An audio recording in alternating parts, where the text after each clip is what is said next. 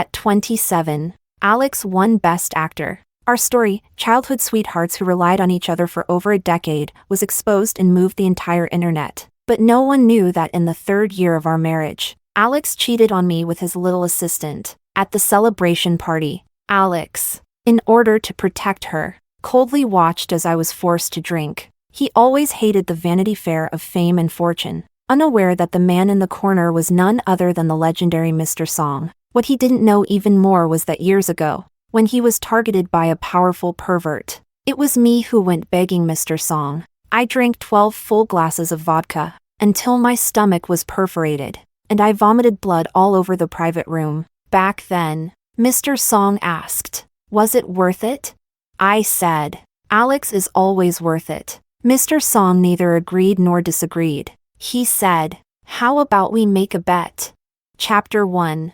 I turned off the shower. When the sound of water pattering came to a stop, the surroundings felt especially silent. An elderly lady with neatly combed hair was waiting outside the door. Seeing me come out, she gave me a gentle smile. "Madam, Mr. Song has been waiting for you upstairs for quite a while." After speaking, she seemed to notice that I was trembling slightly and thoughtfully raised the indoor temperature. "Don't be afraid." She gently held my hand. "Mr. Song is not a bad person." I lowered my eyes and said nothing. Maybe I'd stayed in the bathroom too long and the steam had left me short of oxygen. I felt dizzy, my limbs growing weaker in waves. The elderly lady supported me as we walked up to the 3rd floor. Before the final step, she stopped and respectfully said, "Madam, you'll have to go up alone. Sir has never liked outsiders setting foot on the 3rd floor." Chapter 2. The last time I saw Justin Song was 3 years ago. Back then, Alex had been cornered by that perverted old man Lucas. I had secretly tailed Lucas behind Alex's back for a long time. And finally, on the last day, I saw him enter a tea house. He was trying to humbly request a meeting with someone, but was turned away at the door. After Lucas left, I pretended to casually walk past. Then, while the bodyguard at the entrance was distracted, I threw myself into the private room. I didn't even get a good look before the dutiful bodyguards had pinned me to the ground. All I could see in my field of vision was the base of a wheelchair and a glimpse of a beautiful, well-defined ankle. After a long while, the person in the wheelchair seemed to wave a hand, and the bodyguards withdrew. I slowly lifted my head. That was the first time I saw Justin. I must have looked a mess, hadn't been home for days. Hair and clothes a wreck, and when the bodyguard tackled me, I twisted my waist, leaving me sprawled on the floor, unable to get up right away. But Justin, though seated in a wheelchair, looked calm and composed. His gaze was lowered, one hand resting against his temple, quietly looking down at me. The golden sunset streamed in from the side, lighting up his lashes, some of it refracted through floating dust into his light brown eyes. In that flickering glow, his eyes were captivating, so piercing they were hard to look directly at. I had just overheard Lucas call him Mr. Song.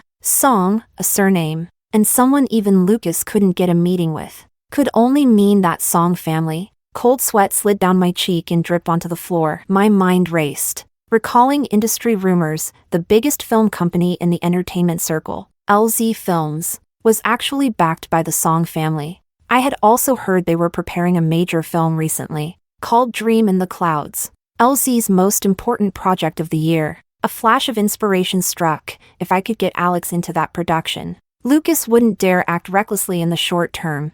At that time, I was already a somewhat well-known agent, and I fancied myself fairly skilled in negotiation. But Justin simply listened coolly, idly skimming foam off his tea with the lid. When I mentioned Alex's professional abilities and commercial value, he cut me off. Alex has had some buzz in recent years, but he's only acted in a few idol dramas, never done a film, and his acting is average. I'm sorry, Miss Clara, but LZ has no plans to work with traffic-driven actors. Justin Song's offhand remark about a few idol dramas were opportunities one had hustled for on countless sets, drinking who knows how much alcohol to secure. But I had no rebuttal. Every project from LZ aimed for awards, even minor roles with a few lines were fought over by top actors. Alex and I had no backing. We'd clawed our way through the industry for years, finally getting a foothold. But in front of LZ and Justin, it all meant nothing. Even the benefits I tried offering afterward failed to interest Justin in the slightest.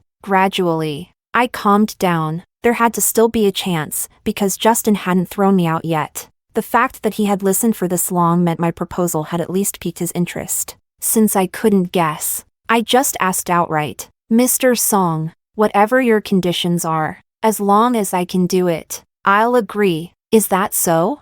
Justin's voice betrayed no emotion. He gently set his teacup on the table. "Then what if, what I want, is you?"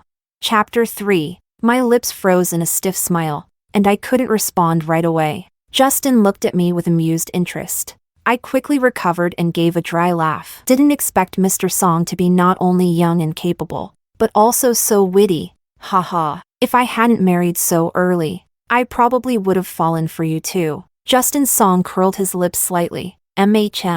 I was joking. He had someone bring in a few bottles of liquor, saying that since his bodyguards had injured me earlier, he wanted to apologize by giving me an opportunity. 50-degree vodka, precisely 12 glasses, Justin said. However many I could drink. That's how many scenes Alex would get. That kind of strong alcohol, 8 glasses would already be pushing the limit for a seasoned drinker, but I downed all 12. The moment I swallowed the 12th, I turned and vomited a mouthful of bright red blood all over the floor. In the end, it was Justin who sent me to the hospital. When I woke up, the doctor told me that due to long-term drinking, my body was already in terrible shape, and this sudden binge had caused a gastric perforation. The situation was serious. He sternly told me that if I wanted to live, I had to quit drinking. Otherwise, not just my stomach, my liver and cardiovascular system would also suffer irreversible damage sooner or later. After the doctor left, Justin asked me, expression unreadable, if it had been worth it. I looked absolutely certain when I said, "Alex is always worth it." Justin made no comment. He said, "Then let's make a bet." He didn't say what the stakes were, or the timeline. I thought he was just being flippant. And after that day, I never saw Justin Song again. But those 12 glasses of vodka got Alex the male lead role in Dream in the Clouds. The film's director was one of the most renowned in the industry. With very strict standards, Alex had to train in the production team for nearly a year before filming began. During that time, he starred in a suspense drama. The role went viral, and he gained even more popularity. Once filming officially started, I was busy negotiating business deals and new scripts for him. I didn't have time to be on set, so I hired a young assistant for him. Unexpectedly, in just those few months, Alex fell in love with his assistant,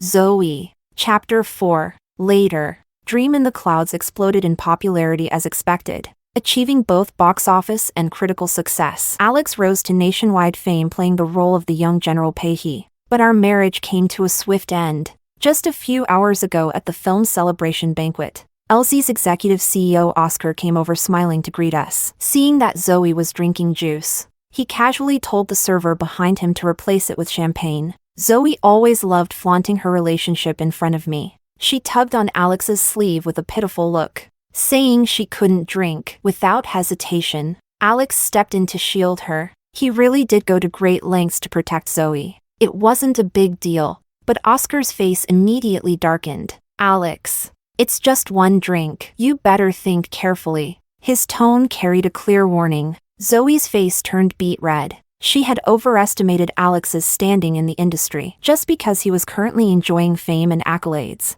she thought he could call the shots in showbiz. Unfortunately, in the eyes of capitalists, no matter how many Best Actor awards you win, you're still just a performer. But I also felt something was off. Oscar might be a playboy, but he was usually at least courteous on the surface. I'd never heard he had a thing for forcing people to drink. So what was with him today? Just as I was watching the drama unfold, Oscar suddenly turned to me. "If the assistant can't drink, then the manager will." He gave a cold laugh. "Pick one between the two of them." Oscar's voice was loud enough to draw everyone's attention. Alex was known in the industry for his squeaky clean image. He married me at 22 and had never had even a hint of scandal all these years. And now, he was entangled with another woman. The crowd whispered, their eyes darting between the three of us. At the center of it all, Alex stood stiffly, his expression awkward, yet his posture remained straight. That sense of detachment in a world of vanity and excess, it had always made him seem out of place. He'd always been like that. even when we were both stuck in the orphanage, surrounded by kids wiping snot on their sleeves and cursing every other word. Alex had remained clean and upright, the model student straight out of a textbook. Throughout his years in the entertainment industry, I had protected Alex well. All he needed to do was focus on acting. Everything else I handled, all the bowing and scraping, the flattering and pleasing, the things that bent or broke one's spine, I did them. He stayed pure, like a beam of white moonlight, but it was because I protected him too well that we ended up in this situation. Under everyone's watchful eyes, Alex lowered his gaze to the glass in his hand and stayed silent for a long time. Finally, he handed the glass to me. "You drink it." His voice was soft. "Zoe doesn't hold her liquor well." The crowd erupted in murmurs. After all, Alex and I were known as the model couple of the entertainment industry. Just recently, our story of growing up together in an orphanage and depending on each other had been made public, touching countless people. "Clarice has a bad stomach. Doesn't he know that?" I had a pretty good reputation. A few young girls who had just graduated whispered indignantly on my behalf. All those touching love stories online must have been Alex's own PR. Childhood sweethearts. Huh, I'm done believing in love. Compared to everyone else's shock and outrage, I felt strangely calm. If this had happened 2 years ago when Alex first cheated, I might have gone hysterical. But now, I simply had a moment of clarity. Oh, so Alex really does love Zoe that much. Loved her enough to destroy his public persona and reputation without hesitation. And yet, it's strange, 17-year-old Alex had clearly loved me so much too. To raise money for my medical treatment, he secretly signed a 20-year contract with a shady agency, stepping into the entertainment world. Because of that, even though he'd ranked first in every exam during high school, he never even took the college entrance exam. If his love for Zoe now is real, then where did the Alex who loved me go? Or perhaps life is just too long, true feelings too fleeting, and no one can ever truly love just one person forever? Lost in thought, I didn't realize I'd already drunk half the glass. And then I noticed, what was in the glass wasn't champagne at all. It was plain water. Startled, I looked up, and suddenly caught sight of a figure in the corner of the banquet hall. His calm gaze pierced through the mingling crowd and landed on me. The next second, I heard Oscar's voice by my ear, like a man flipping a mask. He instantly dropped his earlier demeanor and said in a low voice, "Mr. Song would like to see you." Chapter 5. Dim light spilled out from the slightly ajar door. I took a deep breath and slowly pushed it open. Justin had changed into black loungewear, the tips of his hair still damp with steam. He sat quietly on the sofa reading a book, soft bangs falling over his forehead. He looked just like a gentle and refined heir from a wealthy family, but I knew all too well that was just the surface. After I was discharged from the hospital 3 years ago, I immediately started digging into who Justin really was. I'd originally thought he was just an obscure junior member of that notorious family, but when I saw the information, I was nearly floored. Justin was actually the current head of the Song family. I couldn't really blame myself for being blind. First, because no photo of Justin had ever surfaced online. Second, I never imagined I'd one day get entangled with someone like him. I had even specifically looked up the reason he was in a wheelchair. Rumor had it that 10 years ago, his own mother and brother had plotted an incident to bring him down. As for how he clawed his way up from being the family's discarded heir to where he stood now, no one knew. But think on it even a little, and that alone was enough to inspire fear toward this young man in power. The realization sent a chill through me. I recalled that so-called joke Justin had made. With someone like him, his methods, his precision, was that really just a casual remark? That script the entire entertainment industry was dying to get into, was it really granted so easily, with no strings attached? And yet, even knowing I was staring into an abyss, I'd had no other choice back then. Though Justin hadn't shown up again over the years, I'd always felt a vague unease. That day, the sunset outside the window had felt like a heavy net, woven so tightly it suffocated me. Over time, the dread dulled into numbness. So when I saw Justin again tonight, I wasn't all that surprised. The sword of Damocles hanging above my head had finally fallen. Chapter 6. Hearing my footsteps, Justin set the book aside. He reached out to me so naturally, as if we were longtime companions. "Hungry? I had some supper made." "You barely ate anything tonight," I understood full well what that undefined bet back then had meant. I knew exactly what it meant that Justin had brought me to his home tonight. How could I possibly have an appetite? Still, I obediently walked toward him. My greatest strength is knowing when to yield. I never resist pointlessly. Not only that, I'm selfish, opportunistic, and utterly shameless. When I first entered the entertainment industry, Alex and I had argued about this. He thought I'd changed, but he never understood I was always this way. Alex came from a loving home, only ending up in the orphanage after a tragedy at age 10. The director there had known his mother and took extra care of him. He had barely tasted hardship. But I wasn't like him. I was abandoned at the orphanage doorstep as a newborn. In the sunless stairwells and dorm corners, submission and flattery were the first lessons I learned. All these years, my one act of defiance was when Lucas forced me to choose between handing over Alex or not. Clara, Justin suddenly said. His tone was gentle. If you can't eat, that's okay. It's late anyway, won't be good for digestion. I nodded obediently and put down my spoon. He casually cleared the dishes. Rest here for a while. I'll take these downstairs. I responded meekly as always. A couple of seconds later, something struck me, and I forgot to mask my surprise. Your injury. Justin's legs were healed, but he'd been in a wheelchair at the banquet earlier. My old knee injuries improved quite a bit over the years. Justin Song said with a small smile. I just can't walk for too long at a stretch yet. You're still young, recovery's just a matter of time. The words of praise rolled off my tongue,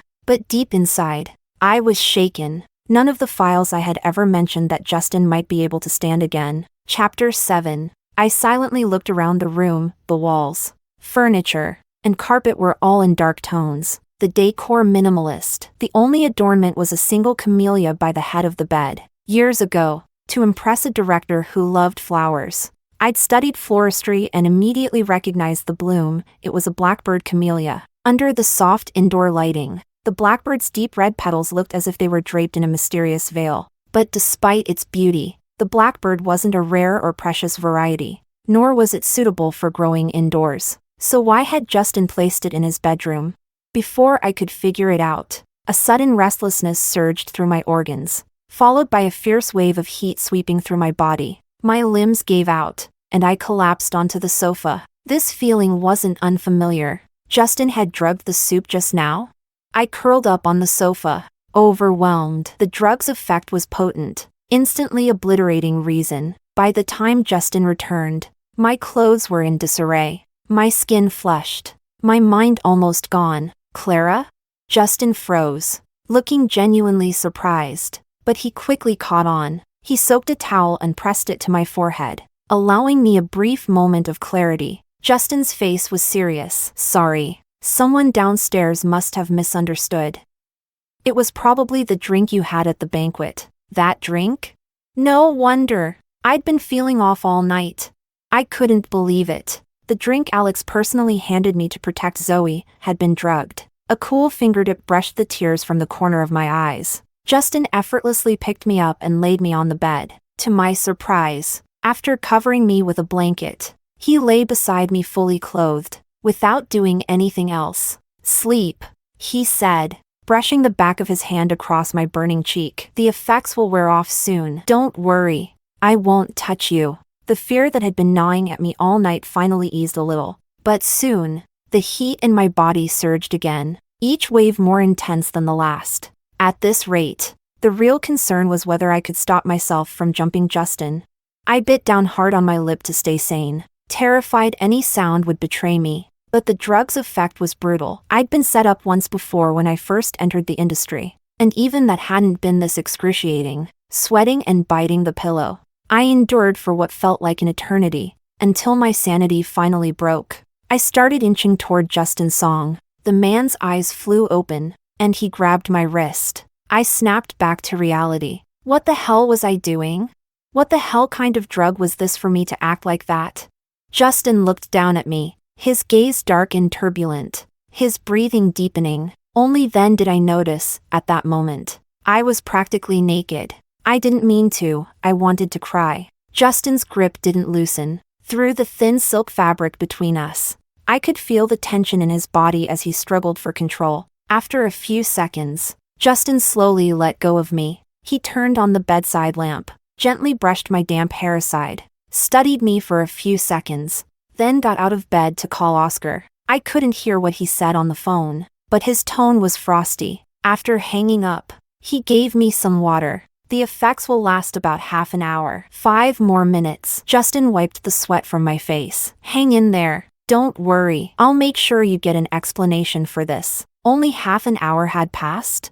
It felt like the whole night had gone by. 5 minutes later, the drug wore off, and I passed out, utterly drained. Chapter 8. It was late morning when I finally woke up. Someone had changed me into clean clothes, but nothing else seemed amiss. Justin was casually leaning against the headboard, reading documents. When he saw I was awake, he reached out and playfully pinched the back of my neck. After a moment of hesitation, I sensibly nestled into his arms. Justin Song was holding a real estate bidding document in his left hand, but he made no move to hide it from me. He continued flipping through pages while asking what I wanted to eat. The atmosphere was strangely warm, curled up in his embrace. I tried to figure out what kind of relationship this was now. Everything that had happened since last night had thrown me off. Justin's actions confused me more and more. The one thing I was sure of, Justin didn't seem to be interested in just a one-night stand. Could he want a long-term lover? After signing the document, Justin suddenly asked, "When do you plan to divorce Alex?" My heart skipped a beat. Truthfully, I had already decided to divorce Alex, but now that I was accidentally entangled with Justin, I couldn't be sure I'd come out of this unscathed. Maybe this marriage could serve as my shield. I tried to deflect, but Justin seemed to see right through me. His eyes narrowed slightly. "You don't want to divorce him?" I feigned innocence. "Of course I do. It's just that divorce takes time, and the civil affairs office isn't exactly." "Clara," Justin cut me off. "Your marriage won't protect you." He must have figured out my intentions, and he wasn't pleased. To crush any lingering hope, he spoke without the slightest mercy. "If I want something, whether you're single or married makes no difference." His tone was light, but the message was sharp. The air grew heavy. After a moment, Justin softened his tone again. "Cut ties with him soon, all right? I'm not trying to pressure you, but that marriage is only bringing you pain now." Then, as if remembering something, he added, "Don't be afraid." Justin gently patted my back, reassuring, "I won't force you, sexually." I choked a little. Did he have to be so blunt? But with things already said so clearly, I quickly returned to my obedient self. "I'll do whatever Mr. Song tells me to. Whatever you want me to do, I'll do it." Justin chuckled lightly. "If only you were always this obedient." He pinched my earlobe. "Need help with the divorce?" "No need. I can handle it." In fact, just the day before the celebration banquet, Alex had asked me for a divorce for the 16th time. I hadn't agreed, not because I still had hopes for him. I just couldn't accept it. I was the one who pushed Alex to the top, made him a best actor. Why should I become the stepping stone for someone else? But now I'd figured it out. If I didn't want the flower I raised with my own hands to be taken by someone else, there was a better solution than holding on forever. I'd break it myself. Chapter 9. The events at the banquet had already started to spread in certain circles. While in the car, I took a moment to check my phone. Over 99 unread messages from industry friends asking about Alex and Zoe. I replied to them while searching for my keys. As I opened the door and looked up, I froze. The man on the sofa slowly raised his head. He looked like he hadn't slept all night, his eyes bloodshot. When he saw me, he sprang to his feet. Moving so fast he staggered a bit from imbalance. "What? Is this for me too?" My eyes landed immediately on the unopened bottle of liquor in his hand. Yesterday's champagne wasn't strong enough. Huh? I didn't die fast enough to clear the way for Zoe? Alex was severely allergic to alcohol, and ever since I vomited blood 3 years ago, I had also quit drinking. There hadn't been a bottle of alcohol in this house in a long time. That drink last night. Alex's lips moved as if he wanted to explain, but in the end, he chose silence. "Your stomach, are you okay?" I gave a cold laugh. "Still functional. Should last me long enough to die after you and Zoe." Without another glance at him, I changed my shoes and prepared to head upstairs. Alex was quiet for a moment. Zoe, she hasn't had much alcohol before. I'm sorry. Wow, she must be really special. He looked like he was holding something back before asking again. You're still not planning to get divorced? I scoffed. Now I understood. Alex hadn't come back to this house in ages. Now suddenly, he was here playing concerned husband? So this was it, he wanted me to step aside. I opened my calendar on my phone and held out my hand decisively. Where's the divorce agreement you drafted?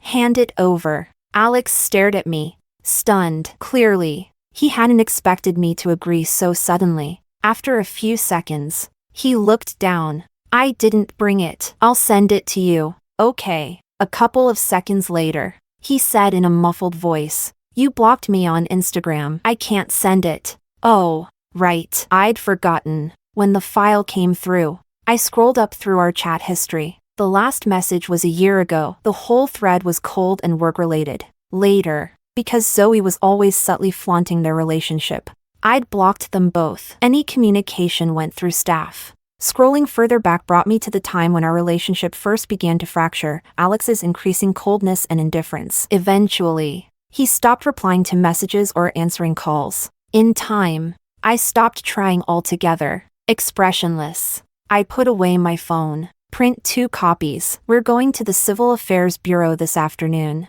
Alex finally got what he wanted, but he didn't look as relieved as I thought he'd be. Perhaps he felt guilty. The divorce agreement practically left him with nothing. He gave me all the assets. Chapter 10. We had our last lunch as a married couple together. When I came out of the room, Alex had already cooked noodles. I didn't bother with pretense. The sooner we ate, the sooner we could get to the bureau. Midway through the meal, I suddenly remembered how, years ago, when we first bought this apartment, we were so thrilled we couldn't sleep for days. Our favorite thing was curling up on the couch together, deciding what to eat for dinner. Back then, I used to ask Alex over and over, I'm not dreaming, right?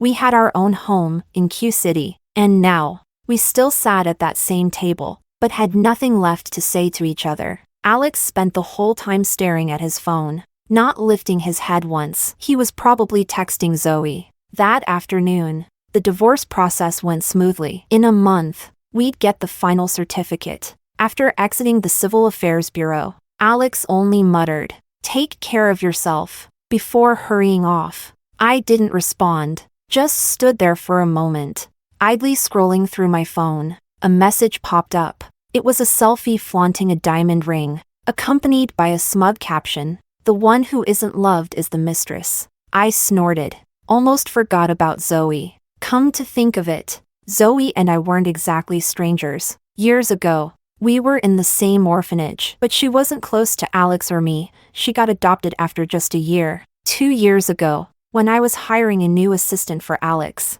she suddenly showed up covered in bruises. She cried, saying her adoptive parents had beaten her for years and were now trying to sell her off for a 300,000 yuan bride price. I had wanted someone experienced, but out of sentiment, I took her in. Not only did I offer her an above-market salary, I even helped her cut ties with her adoptive parents. What I didn't expect was that within 2 weeks of arriving, she started plotting to take my place. I saved the photo and message as evidence, then blocked the number. Alex's inability to control himself was unforgivable, but a traitor like Zoe?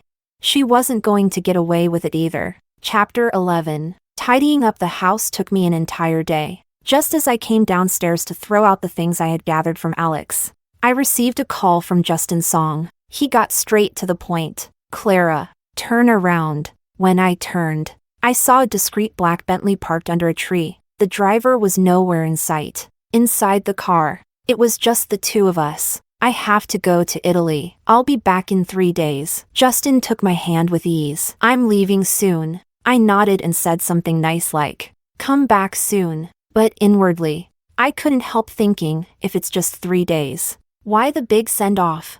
Justin really seemed to be in a rush. He stayed only 5 minutes, gave me a few instructions, told me to contact Oscar if I needed anything, and then let me go. The next day, I went to the office to hand off my work. Eva, as if she had foreseen my visit, was already sitting in the boss's chair, sighing repeatedly. Is there really no chance for reconciliation? Why not give Alex another chance? You've been together for so many years, it hasn't been easy. I gave a sarcastic laugh. Eva, when you talk about feelings, it really does sound strange. After all, this woman values money more than people, and I've experienced firsthand just how ruthless she can be. When Alex first entered the industry, he refused to play fake couple roles. So Eva froze his career and even pulled his management team. With so many artists under the company, shelving a few rebellious rookies wasn't anything new. From then on, as a complete outsider to the industry, I managed to lift Alex's career by visiting sets, drinking at business dinners, building connections, and running hundreds of burner accounts to stir up online buzz until I finally made him famous with a supporting role in a small web series. After that, Eva paid us some attention again. But when Alex overshadowed the lead actor and offended the sponsor behind him, she immediately distanced herself to protect her own interests, leaving Alex to fend for himself. This happened 3 times. Whenever there was pressure, Eva would weigh the pros and cons and freeze Alex again. It wasn't until his 4th year in the industry that I finally raised Alex to a level where she could no longer afford to discard him. Chapter 12. That said, Eva is easy enough to deal with, you just need to talk in terms of benefits and conditions. In a way, Eva and I are very much alike. When she realized she couldn't keep me using Alex, she handed me a stack of files. These are the new artists we've signed. They all have strong potential. Take a look. If you agree to stay and mentor them, you can name your terms. A few years ago, she had already started trying to convince me to manage more artists. But I was entirely focused on Alex and didn't entertain the idea.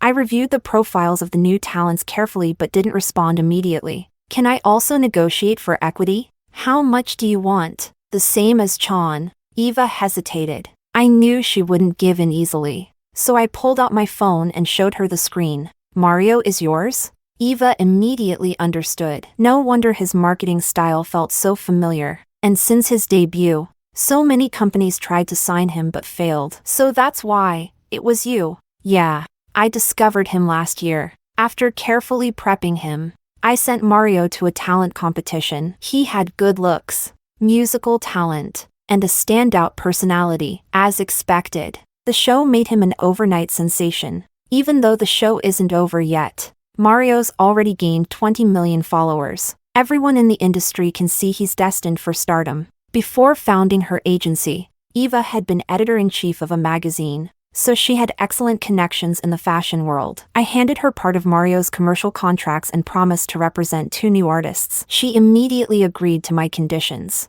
Pleasure doing business. Eva grinned from ear to ear. I couldn't help but laugh too. Alex's luxury brand deals would soon be eaten up by Mario. These past few days, Eva had been helping Alex handle the scandal from the wrap party and used the opportunity to test my attitude.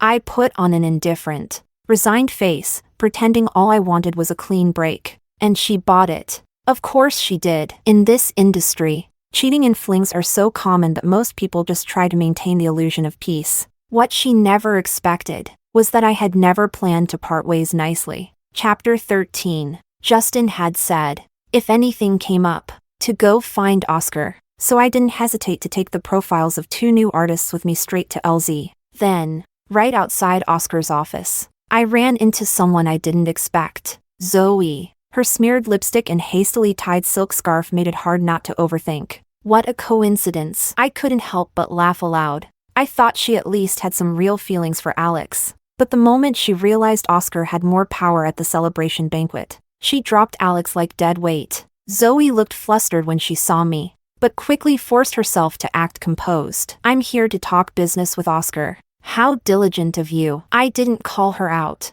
After all, catching someone cheating is always better when the person being cheated on sees it with their own eyes. Must have taken a lot of sweet talking to smear your lipstick like that, I said casually. Zoe stiffened and shot me a glare before storming off. I had envisioned countless ways to ruin Alex. Just the fact that he cheated was enough to destroy him forever. But now, I'd changed my mind. What could be more satisfying than watching this so-called true love burn from the inside, tearing each other apart until they both go down?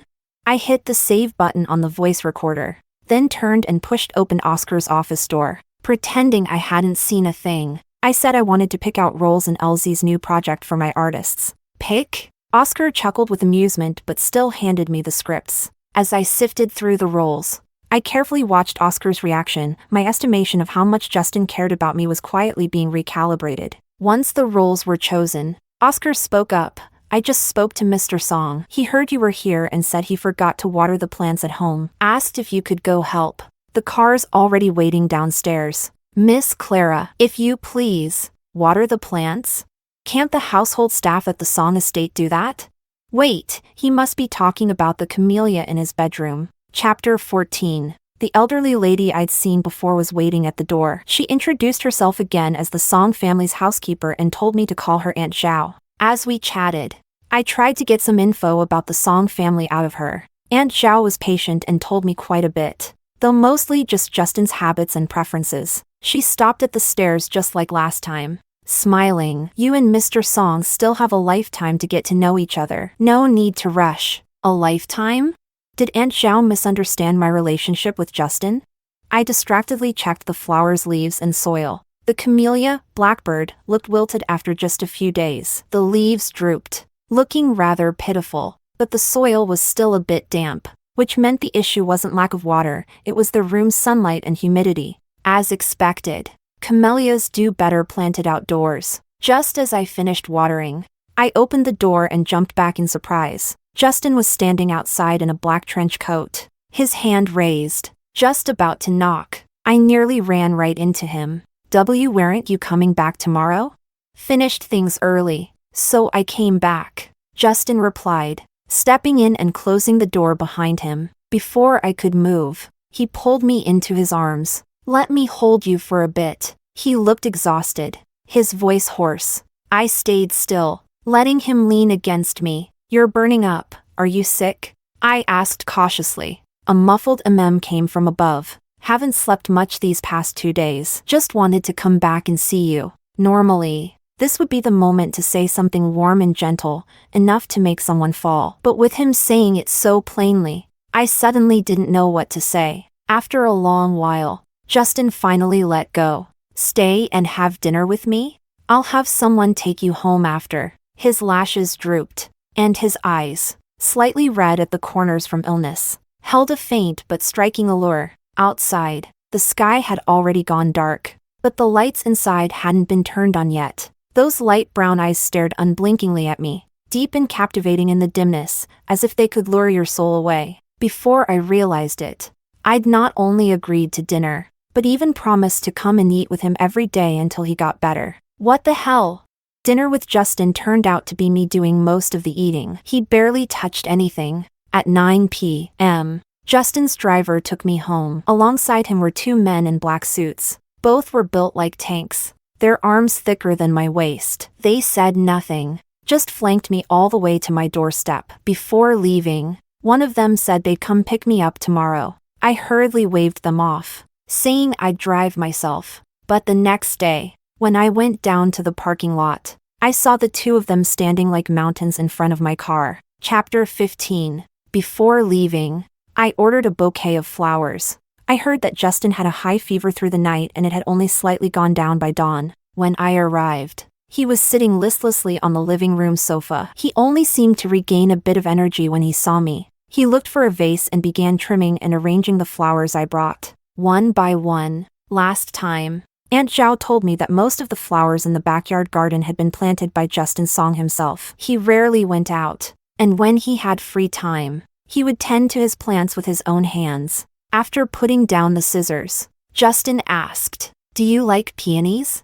I froze for a second and quickly replied, "Of course. They bloom best during the season. I personally picked each flower in this bouquet. I hope Mr. Song likes them." Justin gave me an indifferent glance. I want to hear the truth. His gaze, as always, was calm, yet it seemed capable of seeing through all my lies. The truth is, the bouquet was arranged by the florist. I couldn't care less about plants. I only care about gold and silver. Realizing Justin disliked my empty words, I quickly changed the subject. Come to think of it, what I really like the most are camellias. I had one many years ago, I continued, reflecting. Well, I wouldn't say it was mine.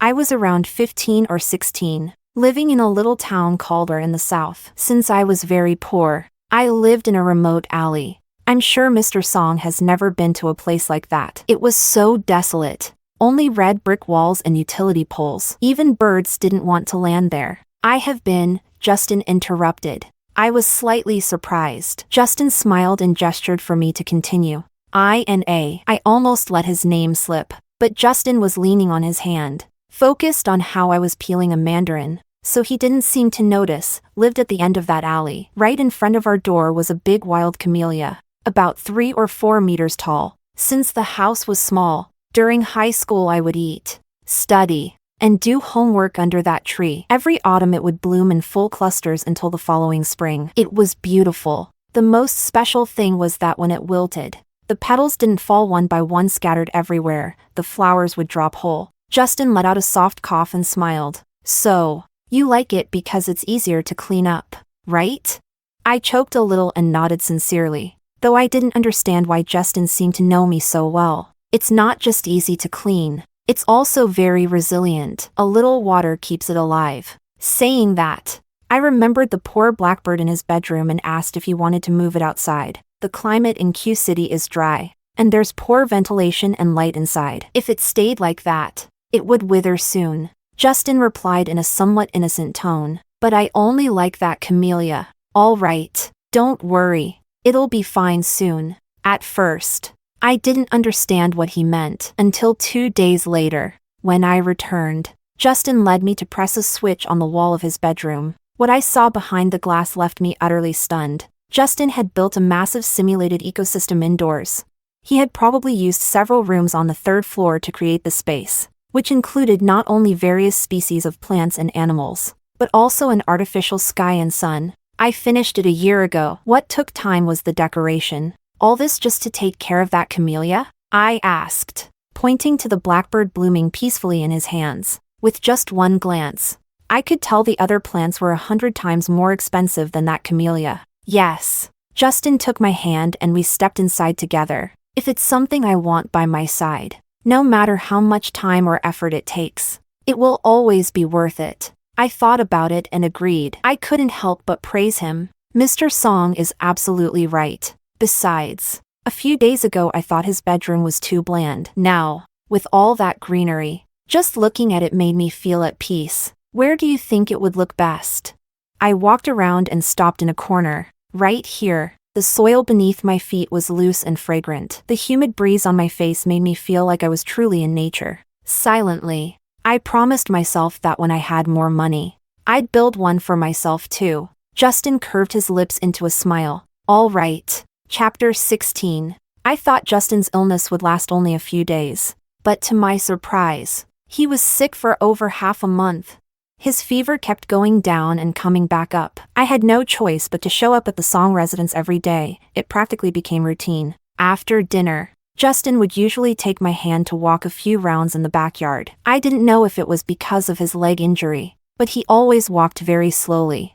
I gathered the courage to ask him about the mysterious family behind him. Justin only gave a faint smile and spoke calmly. Every year, thousands of people travel to Siberia, because there lies the oldest and most beautiful lake in the world, and also the legend that over 300 tons of gold are buried at its bottom. But no matter how crystal clear its waters may be, sunlight only penetrates up to 17 meters. Below that lies 1,000 meters of icy, suffocating darkness, and even deeper, 8,000 meters of mud and piled-up corpses. Justin's gaze fell on me. Clara, you'll have to face that world sooner or later. But not yet. It's more dangerous than you can imagine, and you're not ready. I protested.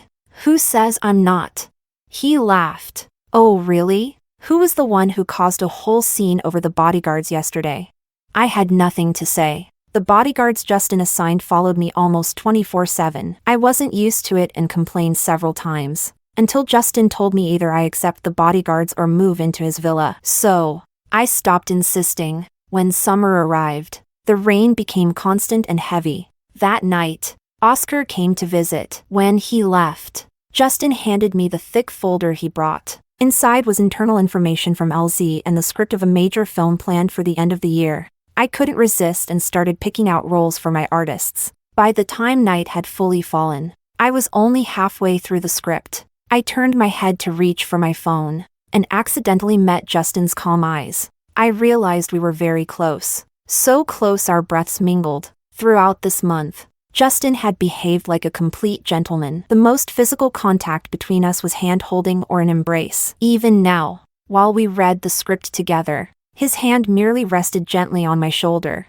The rain outside seemed to have stopped. A moment later, Justin withdrew his hand quietly, and I looked away naturally. It's late. Take it home and finish reading there. Once you've decided on the roles, let Oscar know. His voice was slightly hoarse. On impulse, I looked down and noticed a change in his body. Justin shifted slightly in his seat. If you keep reading, you won't be going home tonight. Apologies for the disturbance. Mr. Song, sleep well. I laughed awkwardly and quickly gathered my things to leave. But after sitting cross-legged for so long, my legs were numb. When I stood up, I stumbled, and luckily Justin caught me in time. This time, he didn't let go. With a soft laugh, he said, "You brought this on yourself," and holding the back of my neck, he kissed me. His sharp canines grazed the corner of my lips. Justin didn't hold back at all. It didn't feel like a kiss, more like I was prey, powerless in the jaws of a wild beast. But soon, he softened, gently nibbling and sucking my lips. After a long while, Justin released my lips, numb from the punishment. "It's been a month," he said, caressing the back of my neck with a lazy smile in his voice. "Tomorrow's the day to collect the divorce certificate, right?" Chapter 17. When we stepped out of the Civil Affairs Bureau, the sky was gloomy. I stared at the date printed on the freshly issued divorce certificate, suddenly remembering, this day, years ago, was when Alex and I first met. We met at 10, married at 22, through good times and bad. We were together for 17 years, but in the end, it only took an hour to split. Alex must have remembered too. He looked dazed and parted his lips, then just muttered softly, "Clara. I'm sorry." I used to love how Alex's eyes would turn faintly red when emotional. He was usually so composed and aloof, it made me want to see him lose control for me. But now those red eyes only held guilt for loving someone else. I spoke, cruelty lacing my words. "By the way, Alex, I don't think I ever told you, when you first arrived at the orphanage, I approached you on purpose. If your mom hadn't known the director, who would have wanted to trail around behind such a gloomy mute like you?"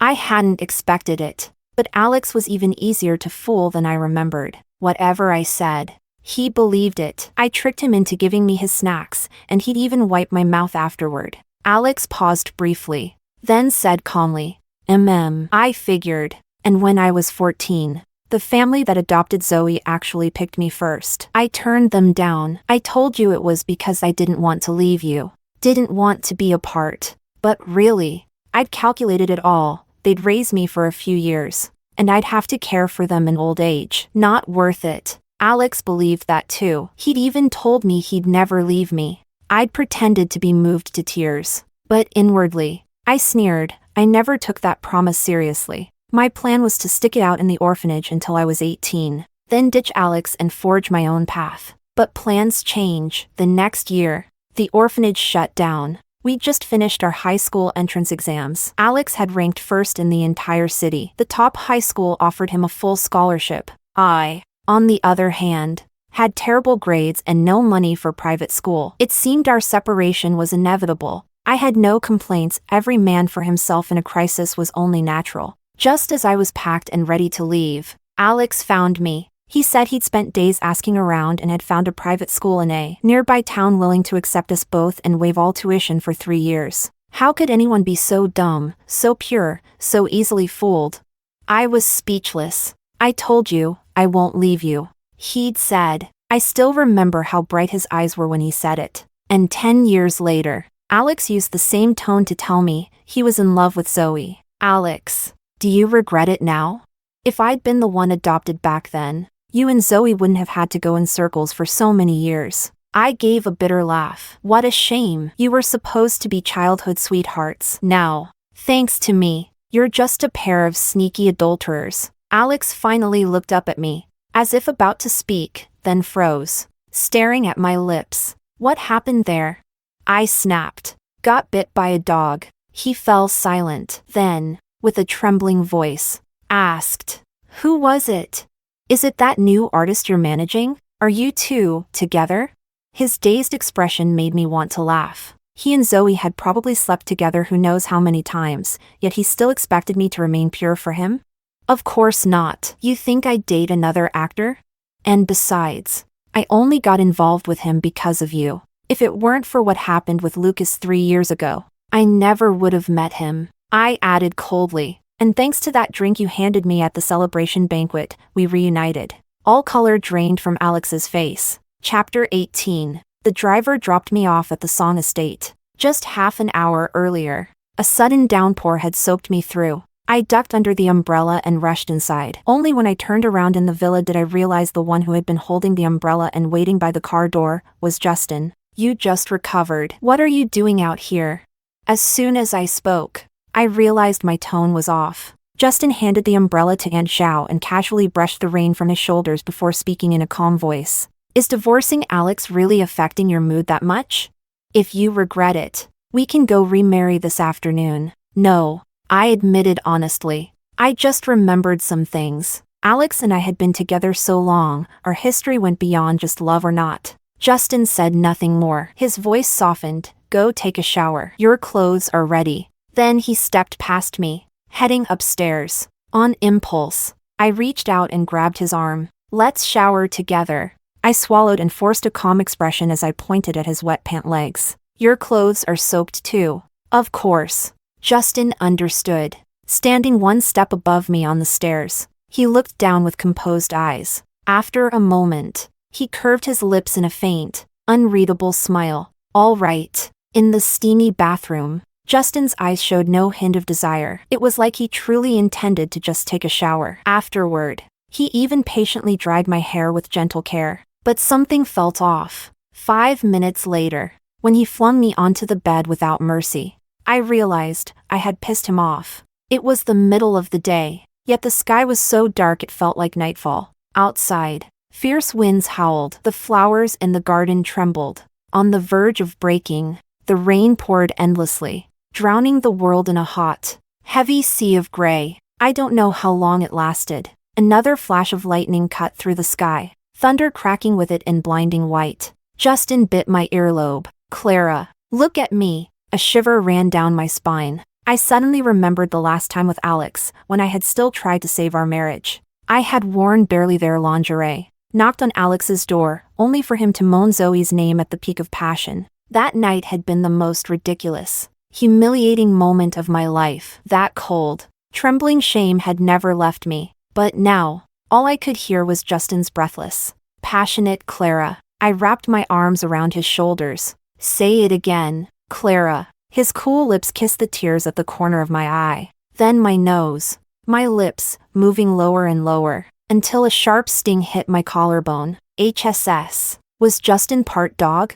I glared at him, too angry to speak. The rain lasted all day, from noon to deep into the night. I forgot when it even stopped. I only remember, before I passed out in sleep, Justin whispered in my ear, "Don't let me find out you're still thinking about him, or I can't promise I won't do something about it." Chapter 19. When I opened my eyes again, it was already noon the next day. Justin entered the room, and my gaze was instantly drawn to him. It was the first time I'd seen him dressed this formally. A classic morning suit, paired with bespoke wingtip Oxfords, and every detail, from his pocket square to his tie, was flawless. A few years ago, a male celebrity wore a similar look on the red carpet but got mocked for being too young to carry it. Justin was young too, but on him, it exuded innate nobility and grace. "Where are you going?" I asked. Justin gave a faint smile, clearly in a good mood. "Not me, us."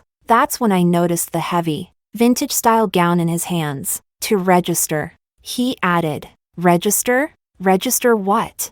"A marriage certificate." Marriage certificate? What did that mean? Was I still dreaming? Justin didn't bother explaining. He tapped me through the covers. "Lift your arms," and began dressing me with meticulous care. I felt like I was sleepwalking as I was dressed, styled, photographed, and registered for marriage. In under 2 hours, The red certificate was in my hand, and that's when it finally sank in. Wait, you and me. I mean, are we? Had Justin misunderstood something? Or had I? Were we really the kind of relationship that ends in marriage?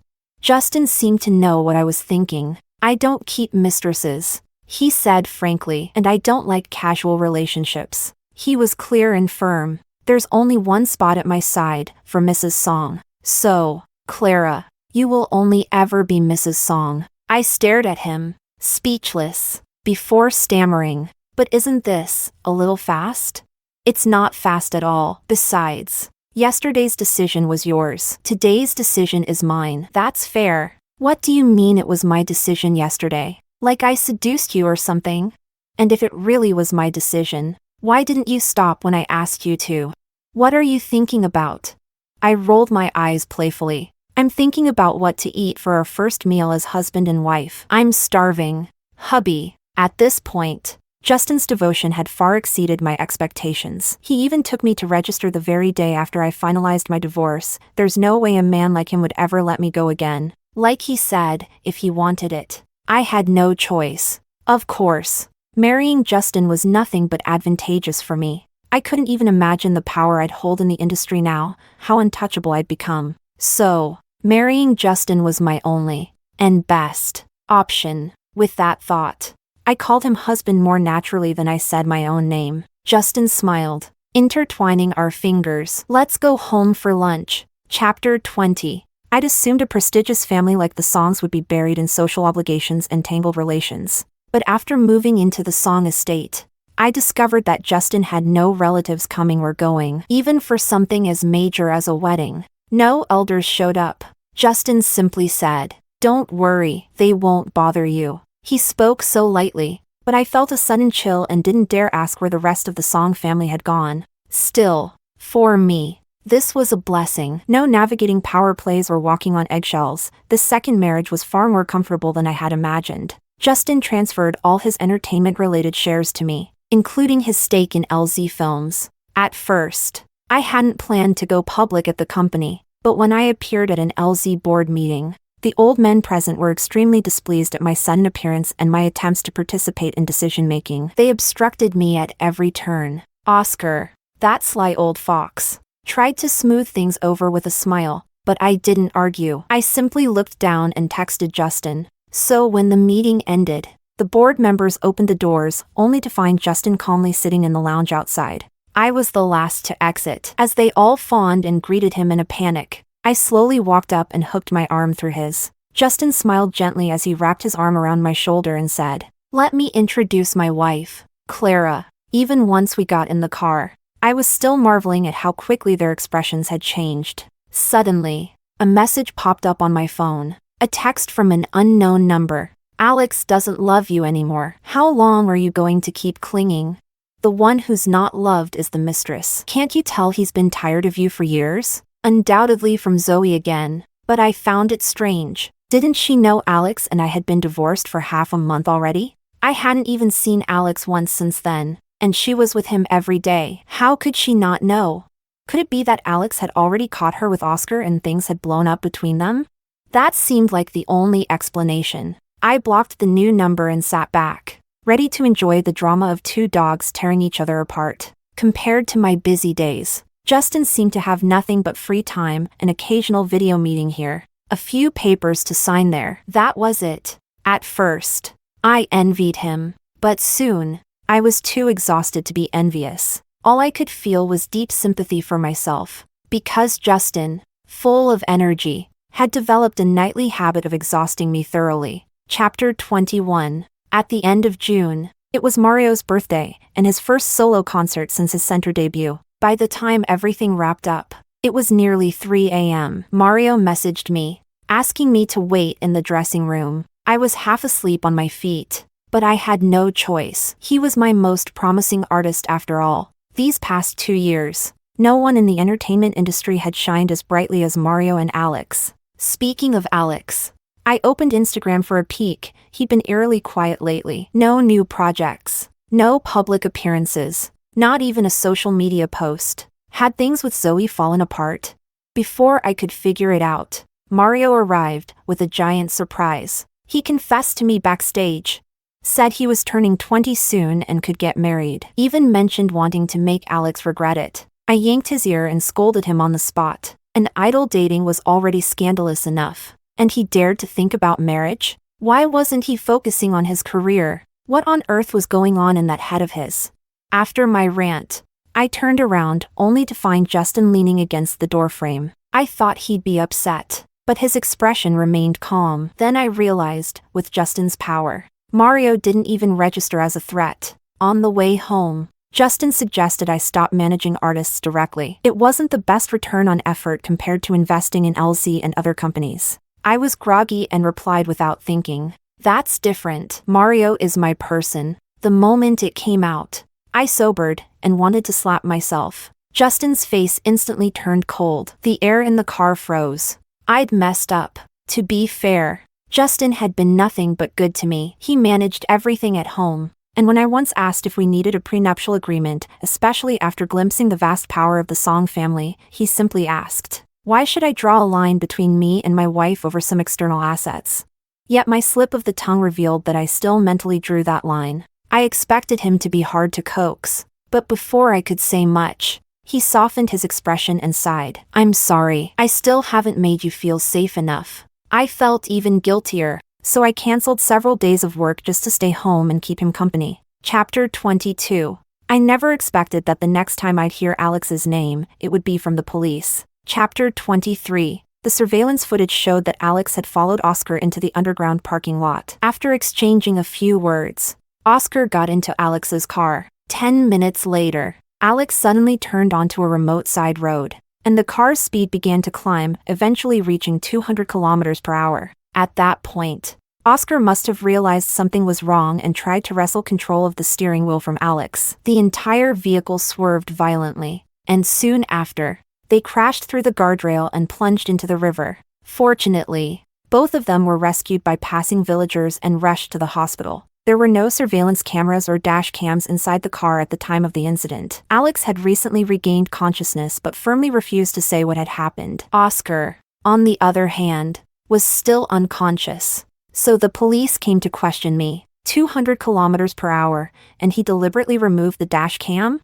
Heh, Alex really has outdone himself. So jealous he was ready to die together with someone over it. "You've got the wrong person," I said with a blank expression. "This is something you should ask their lover about. It has nothing to do with me." "Oh right. Her name's Zoe. Check her out and you'll see," the officer replied in a serious tone. "But we checked Alex's phone. The only number saved was yours. His communication and chat records over the past few years show no romantic involvement with any other women, only you. You're also the only living family member he has left, even though you're divorced. Alex's social circle is extremely limited, so we can't yet rule out the possibility that you're involved." My brows slowly furrowed. No involvement with any other women? What did that even mean? After thinking for a while and getting nowhere, I finally pulled up the number I had blacklisted. Zoe didn't want to talk to me at first, but the moment she heard Oscar had been hurt, she immediately hailed a taxi and rushed over. Chapter 24. Are you insane, Alex? Zoe's voice was sharp. Do you have a vendetta against Oscar or something? No wonder you suddenly asked me about him a while back. You wanted to get him killed, didn't you? Alex leaned against the hospital bed, his expression indifferent and silent, until he saw me following behind Zoe. Then, for a brief moment, he panicked. Hold on. I interrupted her. You cheated on Alex with Oscar. How could there not be bad blood between them? Zoe! Shut up! Alex tried to stop her, but Zoe was too furious to hold back. She grabbed my arm and blurted everything out in one breath. Cheated my ass. It was all an act. Yeah, 2 years ago I did have a crush on Alex, but he was a block of wood. He even said he'd fire me, so I gave up. But a few days later, he came to me with a pile of cash and asked me to help him stage a scene, just so you divorce him. I kept harassing you with text messages just to pressure you into divorcing him faster, so I could get my final payment. Anyway, the deal's done. Whatever happens between you two now is none of my business. Why he did all this? Hell if I know. Ask him yourself. The hospital room fell into dead silence. Clara, I was always kind of jealous of you. Zoe's tone gradually calmed. We came from the same orphanage. But you've made a name for yourself, and you had Alex. I don't know what exactly was going on between you two. But in the 2 years I worked as his assistant, I saw him staring at your chat window all the time, even after you'd blocked him. And me? Oscar slept with me so many times, but he wouldn't even acknowledge me. I kept thinking, if you had been the one adopted that year instead of me, would our lives have been switched? Of course. I wouldn't have been as stupid as you to mess things up with Alex like this. She added smugly. Honestly, seeing you in this much pain now, it kind of makes me feel better. You can leave now. I cut her off. Zoe looked annoyed, like she still had more to say. But I'd had enough. I pointed to the door and snapped. Get out! Once the room was empty, with only Alex and me remaining, I closed my eyes to suppress my fury. After a long moment, I exhaled coldly. Talk. Alex suddenly looked up. His eyes were red. I waited a long time. He knew I wasn't going to let this go. So he finally spoke, his voice hoarse. I'm sorry. I still couldn't get revenge for you. His hands were trembling as he spoke. Revenge for what? I pressed. And why did you insist on divorcing me back then? But Alex seemed lost in some emotion, as if he hadn't even heard me. He had clearly been holding something in for a long time. Head bowed. He kept repeating to himself, it was my fault. Clara, it was my fault. I crouched in front of him and looked into his eyes, softening my voice. What do you mean? Does this have something to do with Oscar? Unexpectedly, the moment he heard Oscar's name, Alex completely broke down. I couldn't protect you 3 years ago. If it hadn't been for me, you would have never gone to him, and none of that would have happened to you. 3 years ago? My pupils contracted sharply, and in a split second, I suddenly understood. You thought I went to Oscar because of what happened with Lucas, and that I was assaulted? I didn't know who it was back then. I spent 3 years looking, but I didn't even know who to take revenge on. Alex choked out, his words fragmented and disjointed. Until you said at the celebration party, that drink led you two to meet again. That drink was prepared by Oscar. You also left the hall with him. It had to be him. It had to be him. I knew Alex must have misunderstood something, but I never imagined the truth would be this. Right now, I felt like I'd been thrown into a volcano, scalding, explosive pressure surging into my chest, ready to burst. Who told you that? I asked, each word laced with ice. Was it that old bastard Lucas? Yeah. Alex's eyes were bloodshot. He even said, whoever could use power to suppress him, their methods must be even more brutal. He seemed to recall something then, his whole body trembling, his face twisted in pain. I've had nightmares every night for the past few years.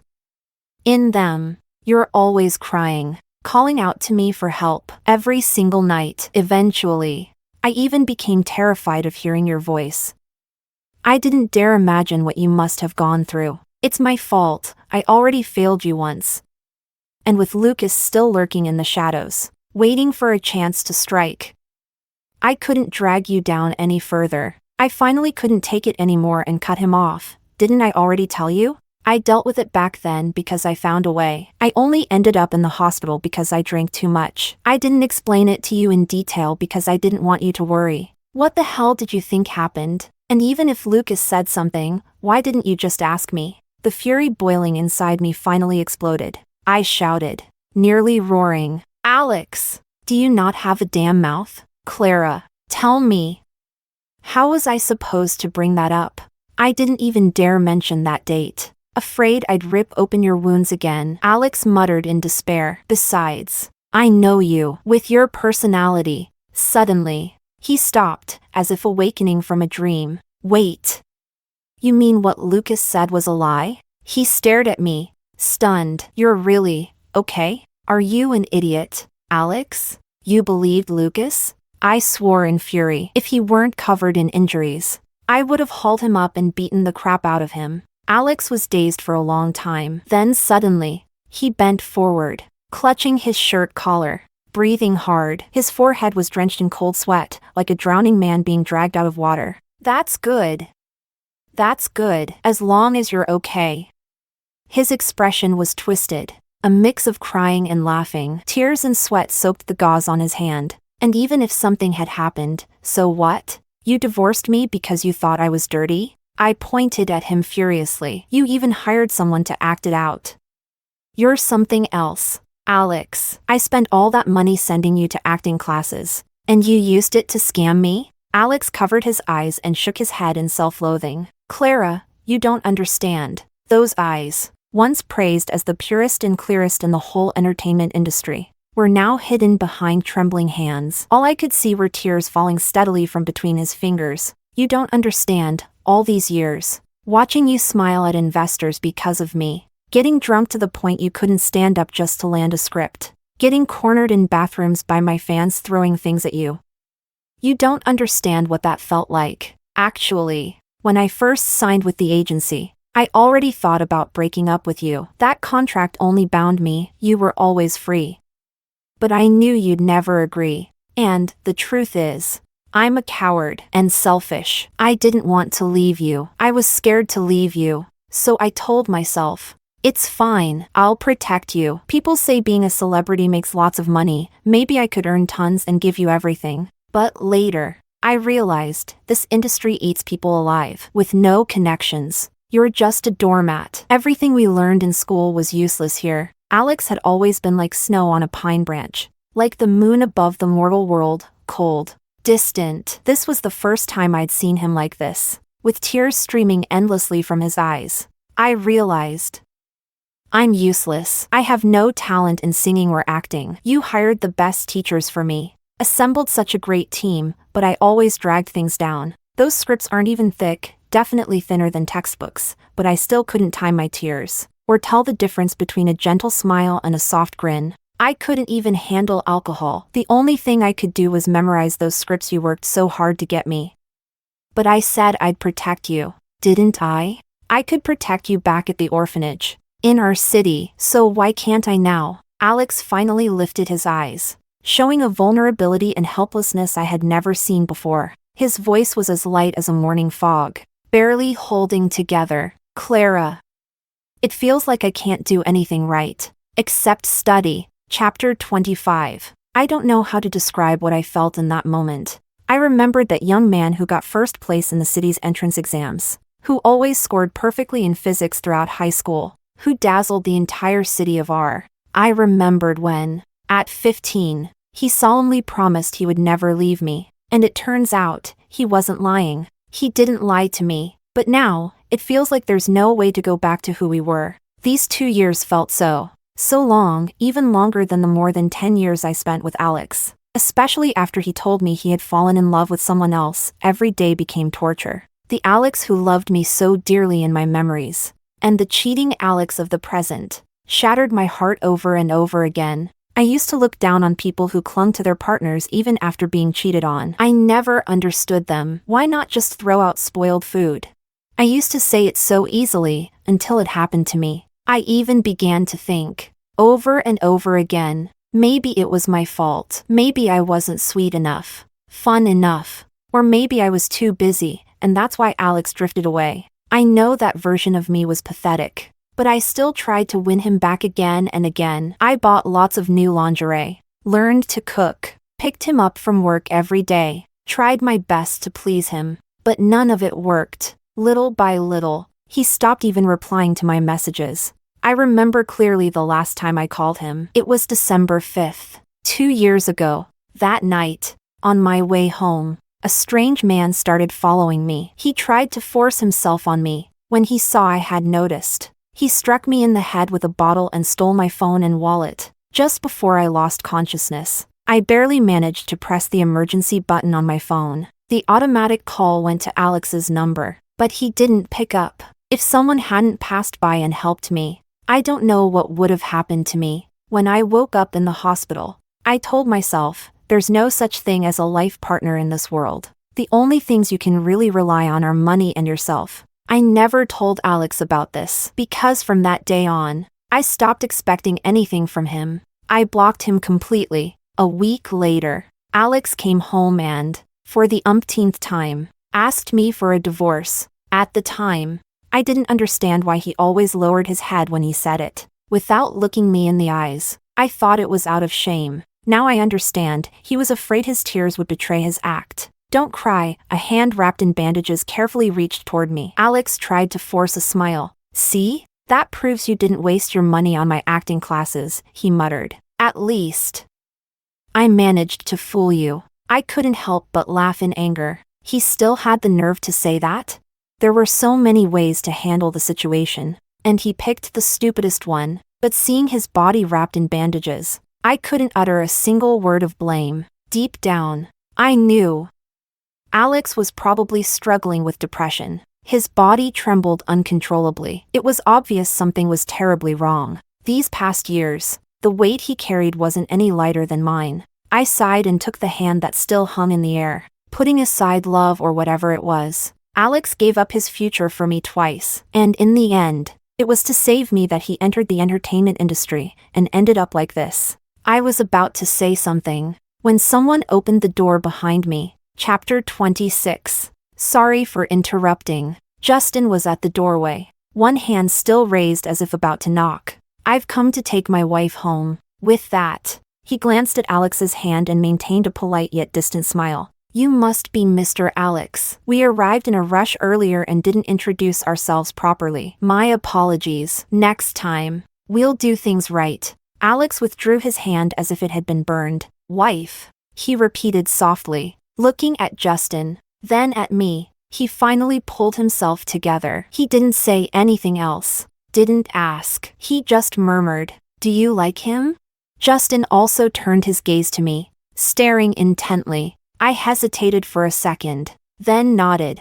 Mr. Song treats me very well. I gave Alex a brief explanation about Justin and me. Of course, I didn't mention the deal we made. I'm glad, Alex said with a smile, but I saw how the fingers he had just hidden beneath the sheet trembled nonstop. He was acting again. Let's go. It's getting late. We shouldn't disturb the patient any longer, said Justin, placing his hand gently but firmly on my shoulder. He pulled out a pen and wrote a number on a piece of paper for Alex. This clinic belongs to the Song family. If you need anything, don't hesitate to call me. At another time, I would have noticed that Justin was on the verge of losing control, but I didn't give it much thought. I was too worried about Alex's mental state and wanted to discuss how to handle the accident. So I said, why don't you head back first? I still want to talk to him a bit more. No sooner had I finished speaking than Justin snapped the luxury pen in his hand with a sharp crack. It seemed like he had been holding back for a long time. This time,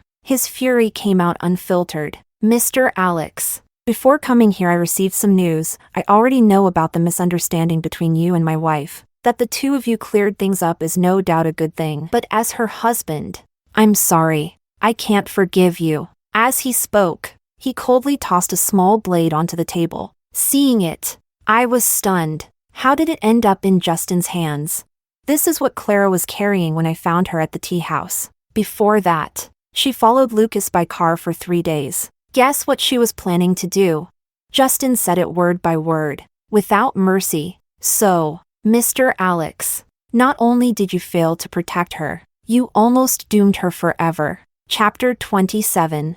After the car stopped, I didn't move. I didn't want to pay attention to the person next to me either. Ever since we left the hospital, I couldn't get Alex's desperate and resigned expression out of my mind. He was already in a mentally unstable state, and yet Justin still said those things to provoke him. Justin, apparently, didn't care. He signaled the driver to get out of the car and stayed seated inside with me. It was a long time before he finally spoke. Do you know when I first saw you? It wasn't 3 years ago, but 12. November 7th, 2012, at the Central Park of City R. I was stunned. Justin seemed lost in his memories, speaking more to himself than to me. You and Alex used to go to the only park in City R every weekend to sell clay figurines you two made yourselves. It was your only source of income. Alex was the one who made the figurines. They weren't bad, but the rich weren't interested and the poor couldn't afford them. By the end of the week, you had only sold a few, so you'd ask Alex to stay and watch the stall while you took a small box elsewhere to sell. You always sold everything. Alex thought it was because you were good at convincing people, but he didn't know that you'd purposely break one of the figurines, sit down on the roadside, and cry your eyes out. When someone came near, you'd sob and say your gambler father and alcoholic mother would beat you for breaking what you were supposed to sell. That way, you usually sold everything by noon. If you were lucky, people would even give you extra money out of pity, but you never spent that money, except for a few coins to buy food. The rest, you gave to Alex to keep, and when you bought good food, you only bought one portion. You told Alex you'd already eaten, and it was true. There was a little earthen altar in the park, and the offerings people left there became your pantry. If you hadn't been afraid Alex might suspect something, you'd have eaten from there every day until you were full. You didn't believe in superstitions, but you also didn't dare let Alex eat from there. You were scared he'd be cursed, except for that one time. When you ate a fruit offering you'd never seen before, it was delicious. You couldn't resist bringing one back for Alex. To do that, you, who didn't believe in gods, knelt and bowed 3 times before the altar. My mouth fell open. How do you know all this? Not even Alex knew. Justin smiled calmly. The first time you broke a figurine, you weren't very skilled yet. You went to a quiet corner to throw it high so it would smash on the ground. It was true there was no one around, but there was a parked car. A shard from the figurine hit that car. You were in the car at the time? Justin looked out the window. In the dark night, the Song Mansion loomed eerily quiet in the distance. When I was 18, I was betrayed by my mother and brother. I barely survived, but I lost the use of my legs and was sent to the most remote village. For a long time, every day, I sat inside the car, just like now, watching the world through the window. That day was just another ordinary day, until your figurine hit my car. You thought no one was inside. You jumped onto the car to retrieve the piece. Then, from the roof, you saw you could reach a persimmon tree nearby, and you started bouncing on the roof to gather a huge pile. You left 4 persimmons on the hood. Justin lowered his gaze and added, the ugliest ones, because you only wanted Alex to eat the best ones. Well, I hadn't expected anyone to ever find that out. Justin slowly took my hand and intertwined his fingers with mine. Clara, I can't pretend he doesn't matter to me. You've suffered so much since you were a child. Because of your personality, you shut your heart to everyone, showing your defiance and coldness without restraint. Most of the kids at the orphanage didn't want to talk about their pasts. They were afraid of pity. But not you. The more tragic your stories were, the better, because you didn't care what people thought, or if they caught you lying. In this world, the only person you truly cared about was Alex. He was the one who received all your purest and most intense love. That's why, when I see you with him, I can't feel at ease. I'm afraid you'll soften, that he'll say it was all a misunderstanding, and that you'll want to divorce me to go back to him. It was the first time Justin had ever spoken to me this much. I moved my fingers. When I realized I couldn't pull my hand away, I just let it be. And if I really want to divorce you? Tisk. Before I even finished the sentence, I felt his grip tighten like he wanted to crush my hand. Justin loosened the pressure right away, but he didn't let go. Clara, do you know what word I hate the most? He gently massaged my fingers. My last name. That place is rotten. Dark, everyone in it is a monster. In the 2 years I lived in I dreamed every day of wiping the songs off the face of the earth. But lately I've realized, not everything in that family is useless. For example, my parents have hated each other for over 10 years and have still never divorced, because the reputation and rules of the Song family don't allow anyone to turn our name into tea time gossip. I don't care about the motives behind that rule. But suddenly, I admire its effectiveness. Justin finally lifted his gaze. His eyes were dark and murky. In the Song family, there is only widowhood, never divorce. So Clara, you're not going anywhere. Maybe it was the first time Justin had spoken to me so firmly, and that stubbornness of his was something I had never seen before. But it didn't surprise me. A man who managed to return alone from her to the Song house could never be a gentle person. I finally asked the question I had been holding in all night. If you really are this determined to keep me, then, with everything you're capable of, do you expect me to believe you haven't done anything all these years? Chapter 28. Justin paused. You're suspecting me?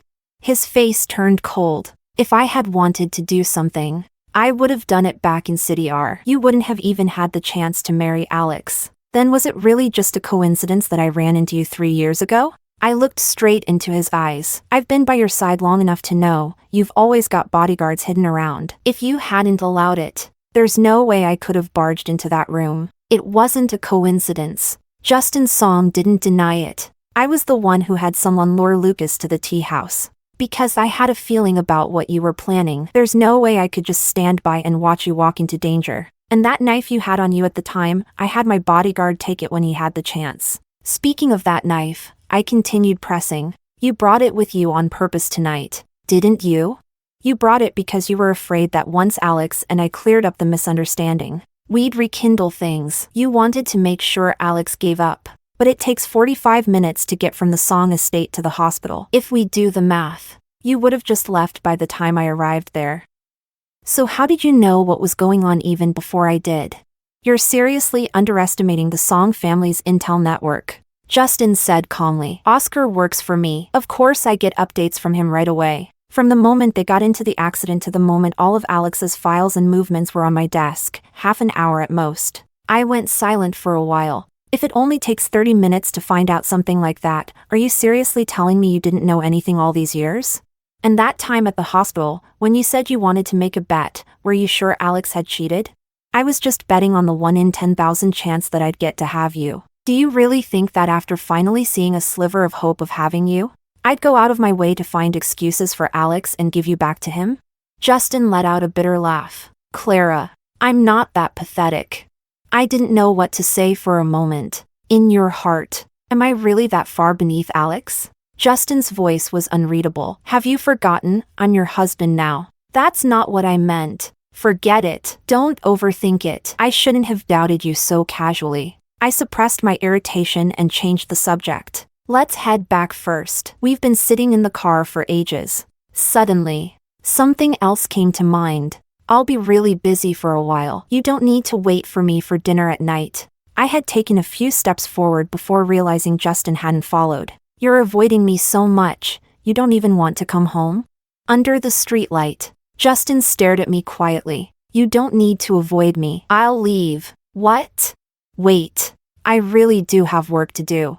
But Justin didn't give me any chance to explain. He just told the driver to take him away. Chapter 29. All night, Justin's phone wouldn't connect, and he didn't respond to any of my messages. The next day, his assistant informed me that Justin had taken a red-eye flight to one of the private islands registered under his name. But which one exactly? He hadn't told anyone. Mr. Song said he won't be coming back anytime soon, and asked me to let you know not to bother looking for him. He's not going to give you the chance to file for divorce. Please pass along a message for me. I wasn't planning to file for divorce. I'm sorry, but I can't reach Mr. Song either. That's when I truly understood the meaning of being overwhelmed. A few days later, Oscar finally woke up. He asked to see me. At the time, I was at the hospital, holding Alex's medical report in my hands. The words diagnosed with depression stared back at me like a punch in the face. But something even more difficult awaited me. Oscar said he could choose not to press charges against Alex for attempted murder. But he had two conditions. First, Alex must quit the entertainment industry. Second, Alex must leave Q City and never return. I can help take care of the termination clause for his contract. He added. Quitting showbiz wasn't the hard part. Alex was never emotionally attached to the industry. And in his current state, he clearly wasn't fit to appear in front of the camera anymore. But never being allowed to set foot in Q City again, that was over the top. Yet Oscar was utterly immovable. He refused to compromise. My life belongs to Mr. Song. I can't stand to see him wronged. This was my own idea. Complaining to Mr. Song won't change anything. Even if he wants to punish me, I won't take it back. If Alex refuses to leave, I guarantee he'll spend the rest of his life behind bars. I clenched my teeth and eventually agreed. Just as I was about to leave, Oscar suddenly spoke up. Mrs. Song, there's something you probably don't know. Back when Mr. Song returned to Q City to take back his power, it was a deadly fight. His only final instruction was, if he died, I was to make sure you were taken care of. By the time he succeeded, you were already about to get married. So Mr. Song stayed out of your life. But all these years, he's been protecting you from the shadows. That year, during the second year of your marriage, You offended someone while fighting for a role and were drugged. You probably still think it was just a low-level scare tactic. The drug wasn't even that strong. And Alex came to pick you up soon after. But in reality, there were cameras already set up in the room next door. The person backing your enemy belonged to another, darker world, someone infamous for ruthless methods. If you had stepped into that room, you wouldn't have made it out. Mr. Song was in the middle of cleaning up the remaining Song family loyalists at the time, but he rushed to save you, exposed his location, and was severely injured in the ensuing ambush. And also, Oscar gave a cold snort. The drug they gave you wasn't strong. No, but it was vicious. They had a backup plan if you escaped, and didn't get treatment within 3 hours. Your body would be permanently damaged. If you ask me, Mr. Song should have just taken you straight to bed. Instead, he sent someone to notify Alex. Does that kid even compare to Mr. Song? I decided to pretend I didn't hear that last part. Was it also Justin's people who saved me the year before last? When someone was tailing me, I asked. You'll have to ask Mr. Song yourself. Oscar replied. He's dealt with plenty of messes behind the scenes for you too. I don't even know about all of them. Chapter 30. For a while, I was so busy my feet barely touched the ground. Several film and television projects I'd been managing finally moved into production, and I had to handle brand negotiations for a few of my artists. Meanwhile, Alex's retirement from the industry caused a huge stir. Someone captured footage of the car crash, and speculation online ran wild. It took everything I had to contain the PR disaster. As for the 2 conditions Oscar set, Alex accepted them without protest. He said he wanted to go back to our city. A month later, on the day he left Q City, I drove him to the airport. I tried to hand him a card. He wouldn't take it, so I shoved it into his pocket. His eyes were bloodshot. He kept his head down, avoiding my gaze. I stayed silent. 2. I still remember the day Alex and I first arrived in Q City. 10 years ago, nervous but filled with hope. Back then, I imagined countless futures for us, but I never imagined this one, a future without Alex. On the way back, I absently checked my phone. It had been a month. Justin still hadn't come back. God, I swear, I'll never piss him off again. Back near the company, I grabbed a coffee, planning to work late, but before I could take a few steps, a strange woman suddenly lunged at me from behind. She'd hidden well, so well that I only realized she was holding a knife when she was already on me. Her face was twisted with madness as she screamed, "It's your fault! Alex got hurt because you didn't protect him." She slashed at me with terrifying force. I had nowhere to run. The blade came down fast. But then, someone shoved me out of the way. SHHK, the sound of a knife sinking into flesh. I turned just in time to see Justin Song collapse in front of me. Chapter 31. I had never seen so much blood. Justin's entire shirt was soaked in red. The driver had the gas pedal floored, but even that couldn't keep up with how fast the blood was pouring out of Justin's body. In the Song family, there's no such thing as divorce, only widowhood. Justin's face was deathly pale, his forehead drenched in sweat, yet there was a faint smile tugging at the corner of his lips. What I said that day turned out to be a prophecy come true. Stop talking. I gritted my teeth, trying to suppress the panic. You're going to be fine. But Justin didn't seem to care. His voice was barely a whisper, on the verge of breaking, yet the obsession in his words remained undiminished. Now you have no way of divorcing me. I was overwhelmed with both rage and desperation. Justin, stop talking nonsense. I never said I wanted to divorce you.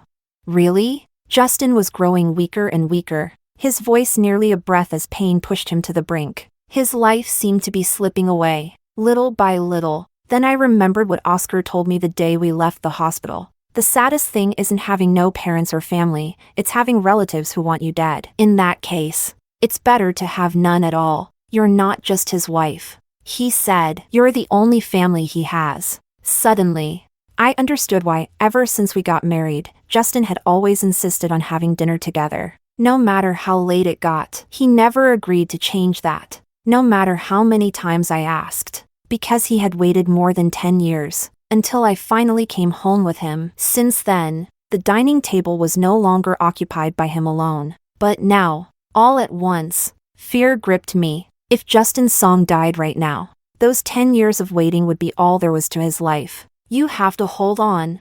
I gripped his hand tightly. As long as you're alive. I promise, every night. I'll come home to have dinner with you. Justin's fingers twitched slightly. Good. He whispered. He closed his eyes in contentment. His voice as light as a feather drifting on air. Then I'll sleep for a bit. Wake me up when it's time for dinner. Epilogue. Chapter 1. 3 months after returning to our city, I opened a small barbecue restaurant. At first, even with a mask and a hat, people would sometimes ask if I was Alex. I denied it, and they didn't press. After all, who would believe that Alex would show up in a place like this? The entertainment industry moves fast. 2 months later, both online and in real life, hardly anyone mentioned me anymore. Business at the restaurant was average. Truth be told, the card Clara gave me had more than enough money to last the rest of my life. She wanted me to go somewhere else, to see more of the world instead of staying stuck here. But she also understood what I missed the most. When we were 17, Clara and I were taken in by the kind owner of a barbecue shop. Every day after school or on weekends, we'd help out at her restaurant, earning 5 yuan an hour. Though we often went hungry during dinner rush, that year was the happiest and most secure time in our lives. After scrubbing dishes until dawn, we'd return to our tiny, shabby rented room beneath a camellia tree. Clara would always make me recount how many hours we'd worked that day and how much we earned. Then she'd carefully tally it up in her notebook, solemnly writing down a new total. At the top of that notebook was the amount we'd need to open our own barbecue restaurant, a number that,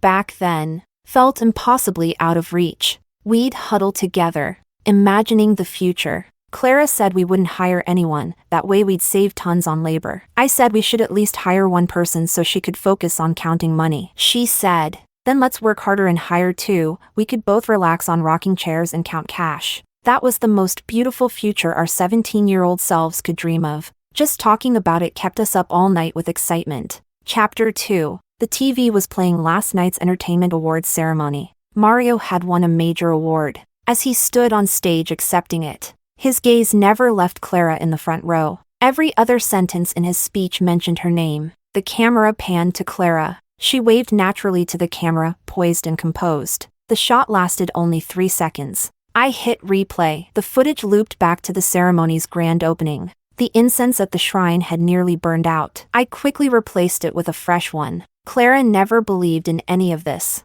She even secretly ate temple offerings for over half a year. At first, I thought it was because she didn't like my cooking, but even when I made her favorite dishes, she ate less and less, eventually telling me to stop cooking to save money. That's when I knew something was wrong. One day, I followed her after she went out and found out what she'd been doing. She was still defiant when I confronted her, saying some blasphemous nonsense. But when my eyes turned red, she panicked. I suddenly felt utterly useless. I was the one who brought her to our city, and yet I couldn't give her a good life. She fidgeted beside me, stammering. Clara, she never was good at apologizing. Not because she didn't want to, but because she just didn't know how. She leaned in close, studying my face, lashes nearly brushing my skin. I felt awkward and was about to turn my head when she suddenly kissed me. Then, licking her lips, she said with complete sincerity, "Alex, your lips are so soft." That was our first kiss. I was stunned speechless. She, on the other hand, was thrilled. After that, whenever she had to apologize, or whenever she felt guilty, she'd just kiss me, and there was nothing I could do about it. That moment passed like a breeze. I didn't think too much of it at the time. It wasn't until Clara fell ill in her final year of high school that I began to believe in these things. She still faced everything with her usual bravado, but I was scared, terrified. During her surgery, I prayed at every temple in our city, and even after I entered the entertainment industry, whether I was obscure or in the spotlight, I never stopped making offerings at the shrine. Chapter 3. Our city doesn't have a direct airport, so I picked Clara up from the train station. She came straight from an event. I suggested she rest a bit, but she was full of energy, insisting we go visit the little alley we lived in for 3 years. Unfortunately, the whole area had just been demolished right before I came back. They were planning to turn it into a food street. Even the camellia tree, we had no idea where it had been transplanted.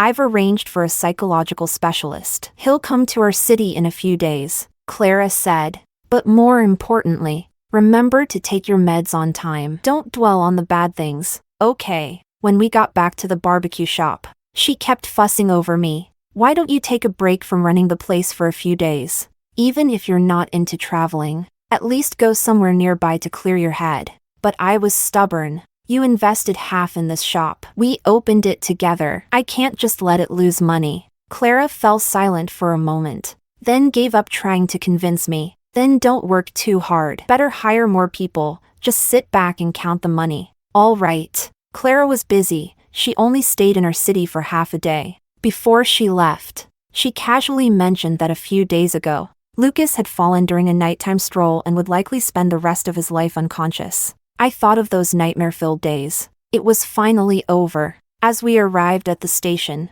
Clara's phone rang. It was probably someone asking when she'd be back. I'll be in Q City in 5 hours. No need to pick me up. Your wound hasn't even healed. Just wait at home and have dinner with me. She hung up. Boarding began. For a moment, I saw a flicker of sadness on her face. Then she smiled brightly again. Take care. I'll come see you next time. I didn't ask when next time would be. Of course.